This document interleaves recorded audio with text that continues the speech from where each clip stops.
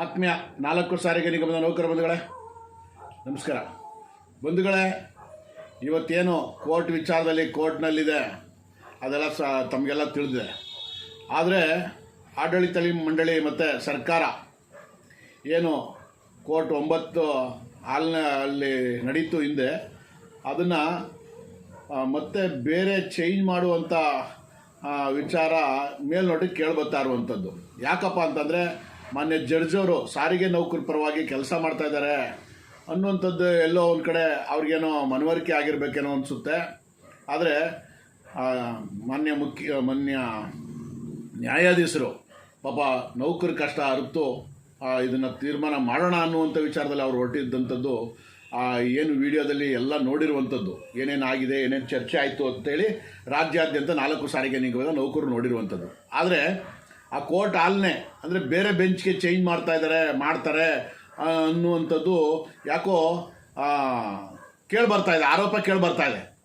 ಅದು ಏನು ಮಾಡ್ತಾರೋ ಬಿಡ್ತಾರೋ ಅದು ನಮಗೆ ಗೊತ್ತಿಲ್ಲ, ನೋಡೋಣ. ಆಗೇನಾರು ಆದರೆ ಖಂಡಿತ ನೌಕರ ಪರವಾಗಿ ಏನು ನ್ಯಾಯಾಧೀಶರು ಹೊರಟಿದ್ರು ಅದನ್ನು ತಡೆ ಮಾಡಲಿಕ್ಕೆ ಹೊರಟಿದೆ ಸರ್ಕಾರ, ಆಡಳಿತ ಮಂಡಳಿ ಅಂತಲೇ ಭಾವಿಸ್ಬೇಕಾಗುತ್ತೆ. ನೌಕರರ ಭವಿಷ್ಯನ ಅವರು ಅರ್ಥ ಮಾಡಿಕೊಂಡು ನೌಕರಿಗೆ ನ್ಯಾಯ ಕೊಡಬೇಕು ಅಂತ ಇದ್ರು. ಬೇರೆ ಬೆಂಚ್ಗೆ ಹಾಕಿದ್ರೆ ಅಲ್ಲಿ ಸಿಗೋದಿಲ್ಲ, ಅವ್ರಿಗೆ ಅವ್ರ ಪರವಾಗಿ ಕೆಲಸಗಳು ಮಾಡ್ತಾರಾ ಇಲ್ವಾ ಅನ್ನೋದನ್ನು ಮುಂದಿನ ದಿನಗಳಲ್ಲಿ ನೋಡೋಣ. ಜೊತೆಗೆ ಮಾನ್ಯ ಸಾರಿಗೆ ಸಚಿವರು TV ಮಾಧ್ಯಮದಲ್ಲಿ ಸುದ್ದಿಗೋಷ್ಠಿ ಮಾಡ್ತಾ ಇರ್ತಾರೆ. ಆ ಸುದ್ದಿಗೋಷ್ಠಿನಲ್ಲಿ ಹಲವಾರು ಜನ ಪತ್ರಿಕಾ ಮಾಧ್ಯಮದವರು, TV ಮಾಧ್ಯಮದವರು ಪ್ರಶ್ನೆ ಕೇಳ್ತಾರೆ. ನೌಕರಿಗೆ ಭಾಳ ಕಮ್ಮಿ ಸಂಬಳ ಇದೆ, ತುಂಬ ಕಮ್ಮಿ ಆಗಿದೆ ಸಂಬಳ, ನೀವು ಕೊಟ್ಟಿರುವಂಥದ್ದು 12% ತುಂಬ ಕಮ್ಮಿ, ಹಾಗೆ ಹೀಗೆ ಅಂತ. ಆದರೆ ಮಾನ್ಯ ಸಾರಿಗೆ ಸಚಿವರು ಉಗುಳು ನುಂಗ್ಕೊಂಡು ಮಾತಾಡ್ತಾರೆ.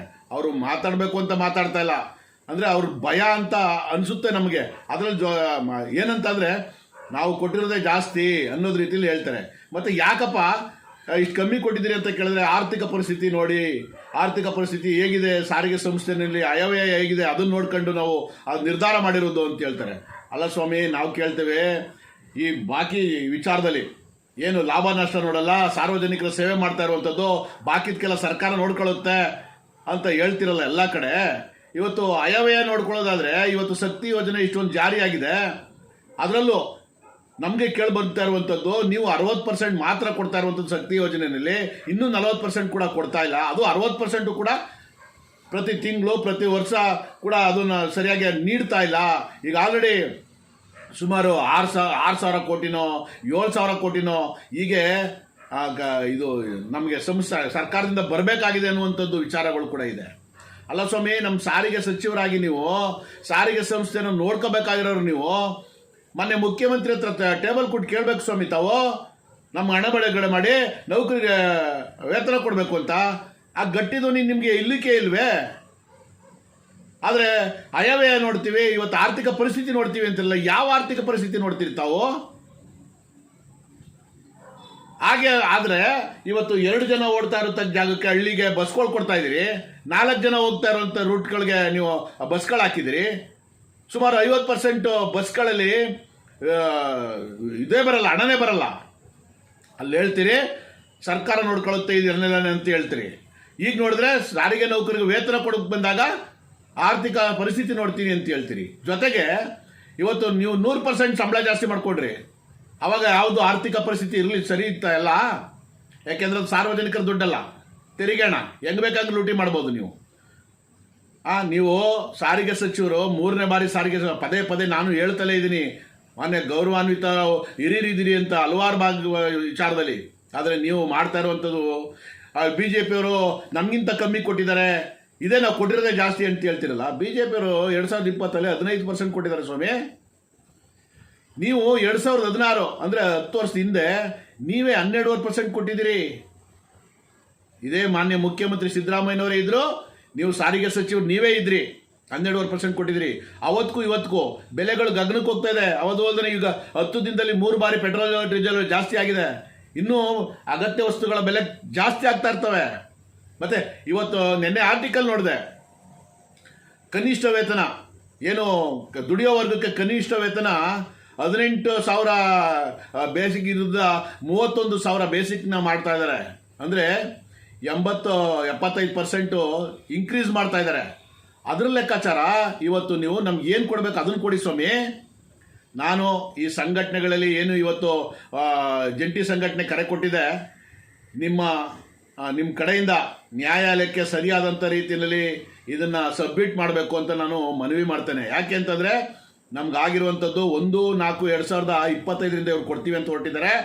ಇವತ್ತು ಕೈಗಾರಿಕಾ ಒಪ್ಪಂದದ ಆಕ್ಟ್ ಏನಿದೆ ಅದು ಏನು ಹೇಳುತ್ತೆ ಅದನ್ನೆಲ್ಲ ಸಬ್ಮಿಟ್ ಮಾಡಿ 1/1/24 ಏನು ಕೊಡಬೇಕು ಅದನ್ನು ನೀವು ಮನೆಗಂಡು ಅದನ್ನು ನೀವು ಮೆಮೊ ಹಾಕಬೇಕು. ಜೊತೆಗೆ 38 ತಿಂಗಳು ಅರಿಯರ್ಸ್ನಲ್ಲಿ 26 ತಿಂಗಳು ಏನು ಕೊಟ್ಟಿದ್ದಾರೆ ಅದು ಇನ್ನೂ 38 ತಿಂಗಳು ನಮ್ಗೆ ಏನು ಕೊಡಬೇಕು ಅದನ್ನು ಕೂಡ ನೀವು ಮೆಮೊ ಹಾಕಿ ಅದನ್ನೆಲ್ಲ ನಿಮ್ಮ ಲಾಯರ್ ಕಡೆಯಿಂದ ಆ ಜಡ್ಜ್ಗೆ ಮನವರಿಕೆ ಆಗುವಂಥ ವಿಚಾರನ ಮಾಡಬೇಕು. ಯಾಕೆಂದರೆ ನಾಳಿದ್ದು ಏನು ಕನ್ಸಿಲೇಷನ್ ಇದೆ ಆ ಕನ್ಸಿಲೇಷನ್ ಇಲ್ಲಿ ಅದರೊಳಗೂ ಮೊದಲೇ ಇವರು ಸಭೆ ಕರಿಬೇಕಾಗಿತ್ತು. ಈ ಸಭೆ ಕರೀತಾ ಇಲ್ಲ ಅಂತಂದರೆ ಯಾವ ಲೆಕ್ಕಾಚಾರದಲ್ಲಿ ಅಂತ ನನಗೆ ಗೊತ್ತಾಗ್ತಾ ಇಲ್ಲ. ನೋಡೋಣ ಕನ್ಸಿಲೇಷನ್ ಕಮಿಷನರ್ ಹತ್ರ ಏನಾಗುತ್ತೆ ಏನು ಬಿಡುತ್ತೆ ನೋಡೋಣ. ಜೊತೆಗೆ ಮಾನ್ಯ ಸಾರಿಗೆ ಸಚಿವರು ಇನ್ನೊಂದು ಮಾತು ಹೇಳ್ತಾರೆ, ಆರ್ಥಿಕ ಪರಿಸ್ಥಿತಿ ನಮಗೆ ಇಲ್ಲಿ ಸರಿ ಇಲ್ಲ ಹಾಗೆ ಹೀಗೆ ಅಂತೇಳಿ, ನಾವು ಕೊಟ್ಟಿರೋದೇ ಜಾಸ್ತಿ ಅಂತೇಳಿ. ಆದರೆ ಮಾಧ್ಯಮದವ್ರು ಇನ್ನೊಂದು ಮಾತು ಕೇಳ್ತಾರೆ, ಇದು ನ್ಯಾಯಾಲಯದಲ್ಲಿದೆಯಲ್ಲ ಏನು ಮಾಡ್ತೀರಾ ಏನು ಬಿಡ್ತೀರಾ ಅಂತಂದರೆ, ಮೊನ್ನೆ ನ್ಯಾಯಾಲಯ ಏನು ಕೇಳುತ್ತೆ ನಾವು ಅದಕ್ಕೆ ತಲೆ ಬಾಗ್ಲೇಬೇಕಾಗುತ್ತೆ ಅಂತ ಹೇಳ್ತಿರಲ್ಲ. ಖಂಡಿತ ತಲೆ ಬಾಗಬೇಕಾಗುತ್ತೆ. ಒಂದು ಕಡೆ ಮಾಡೋಣ ಬಾಗ್ಲಿ. ಆದರೆ ಅವಾಗ ಮಾತ್ರ ನಿಮ್ಮ ಹತ್ರ ಆರ್ಥಿಕ ಪರಿಸ್ಥಿತಿ ಚೆನ್ನಾಗ್ಬಿಡ್ತದಾ? ಅವ್ರು ಹೇಳಿದ್ಮೇಲೆ ಅವ್ರು ಹೇಳೋಕ್ಕೂ ಮೊದಲೇ ಗೌರವಾನ್ವಿತವಾಗಿ ನೀವು ಮಾನ್ಯ ಮುಖ್ಯಮಂತ್ರಿಯವ್ರ ಜೊತೆ ನೀವು ಮಾತುಕತೆ ಮಾಡಿ ನಮ್ಗೆ ಒಳ್ಳೆ ವೇತನ ಕೊಟ್ಟಿದ್ರೆ ನಿಮ್ಮ ಸರ್ಕಾರನ ನಿಮ್ಮನ್ನ ನಾವು ಹೊಗಳ್ತಿರ್ಲಿಲ್ವಾ? ಮಾನ್ಯ ನ್ಯಾಯಾಲಯ ಹೇಳಿದ್ರೆ ಮಾತ್ರ ಕೊಡ್ತೀವಿ ಅಂತ ಹೇಳ್ತಿರಲ್ಲ. ನಿಮಗೆ ಕಿಂಚಿತ್ತು ನೌಕರ ಬಗ್ಗೆ ಕಾಳಜಿ ಇದೆಯಾ ಸ್ವಾಮಿ? ಶಕ್ತಿ ಯೋಜನೆ ಎಷ್ಟೊಂದು ಜಾರಿ ಮಾಡಿ ಯಶಸ್ವಿ ಮಾಡಲಿಕ್ಕೆ ಕಾರಣ ಯಾರು ಅಂತ ತಮಗೆಲ್ಲ ಗೊತ್ತಿದೆ. ಮತ್ತೆ ನಿಮ್ಮ ಕಾರ್ಯಕ್ರಮಗಳು ಮಾಡ್ತಿರಲ್ಲ, ಬಸ್ಗಳು ತಗೋತಿರಲ್ಲ, BJP ಇರಲಿ, JDS ಇರಲಿ, ಕಾಂಗ್ರೆಸ್ ಇರಲಿ, ಇವತ್ತು 2,000ದಿಂದ 4,000 ಬಸ್ ಬೇಕು ಅಂತೇಳಿ ತುಮಕೂರಲ್ಲಿ ಸಮಾವೇಶ ಮಾಡಿದ್ರಲ್ಲ, ಇಡೀ ರಾಜ್ಯಾದ್ಯಂತ ಜನರಿಗೆ ಅನ್ಯಾಯ ಆಯ್ತಲ್ಲ. ಅವತ್ತು ಸಾರ್ವಜನಿಕರಿಗೆ ಅನ್ಯಾಯ ಆಗ್ಲಿಲ್ವಾ? ಅನ್ಯಾಯ ಆಗ್ಲಿಲ್ವಾ? ಒಂದು 4 ರೂಟು 5 ರೂಟ್ ಇರೋದಕ್ಕೆ 1 ರೂಟ್ ಕಳಿಸಿದ್ರಲ್ಲ, ಅವತ್ತು ಸಾರ್ವಜನಿಕರಿಗೆ ಎಷ್ಟು ತೊಂದರೆ ಆಯ್ತು ನಿಮಗೆ ಗೊತ್ತಾ? ಇವತ್ತು ಪ್ರೈವೇಟ್ ಬಸ್ಗಳು ತಗೊಂಡು ನೀವು ಕಾರ್ಯಕ್ರಮ ಮಾಡ್ರಿ ಸ್ವಾಮಿ. ಸಾರ್ವಜನಿಕ ಸಂಸ್ಥೆ ಬಸ್ಗಳು ಯಾಕೆ ಬೇಕು ನಿಮಗೆ? ಸೇವೆ ಮಾಡ್ತಾ ಇರುವಂತ ಸಾರ್ವಜನಿಕರಿಗೆ ಅವತ್ತು ತೊಂದರೆ ಆಗ್ಲಿಲ್ವಾ? ನಿಮ್ಮ ಕಾರ್ಯಕ್ರಮ ಮಾತ್ರ ಯಶಸ್ವಿ ಆಗಬೇಕು. ಅಲ್ಲಿಗೆ ನಮ್ಮ ನೌಕರುಗಳು ಬೇಕು, ಬಸ್ಗಳು ಬೇಕು. ಆದರೆ ದುಡಿಯುವಂತ ನೌಕರಿಗೆ ನೀವು ವೇತನ ಕೊಡ್ಲಿಕ್ಕೆ ಮಾತ್ರ ನಿಮ್ಮ ಕೈಲಿ ಆರ್ಥಿಕ ಪರಿಸ್ಥಿತಿ ನೋಡಿ ಅಂತೀರಿ. ಲಾಭ ನಷ್ಟ ನೋಡಲ್ಲ, ಸಾರ್ವಜನಿಕರ ಸೇವೆ ಮಾಡೋದು ಅಂತ ಹೇಳ್ತೀರಾ ಹಲವಾರು ಜಾಗದಲ್ಲಿ. ಇದೇನಾ ನೀವು ಸೇವೆ ಮಾಡೋದು? ಇದನ್ನೆಲ್ಲ ಸಾರಿಗೆ ನೌಕರರು ಬಹಳ ತಾಳ್ಮೆಯಿಂದ ಕಾಯ್ತಾ ಇದ್ದಾರೆ. ಮುಂದಿನ ದಿನಮಾನಗಳಲ್ಲಿ ನಿಮ್ಗೆ ಸರಿಯಾದ ತಕ್ಕ ಪಾಠ ಕಲಿಸ್ತಾರೆ. ಅರ್ಥ ಮಾಡ್ಕೊಳ್ಳಿ. ಎಲ್ಲ ಸಂಘಟನೆಗಳಲ್ಲಿ ನಾನು ಮತ್ತೊಮ್ಮೆ ಮನವಿ ಮಾಡ್ತೀನಿ, ಇವತ್ತೇನು ನ್ಯಾಯಾಲಯದಲ್ಲಿ ಒಂದು ವಿಚಾರ ಇದೆ ಅದನ್ನ ಗೊಂದಲ ಮಾಡೋಕ್ಕೆಲ್ಲ ಹೊರಡ್ತಾ ಇದ್ದಾರೆ ಆಡಳಿತ ಮಂಡಳಿ ಸರ್ಕಾರ ಅಂತೇಳಿ ಕೆಲವೊಂದು ಆರೋಪಗಳು ಕೇಳಿ ಬರ್ತಾ ಇದ್ದಾವೆ.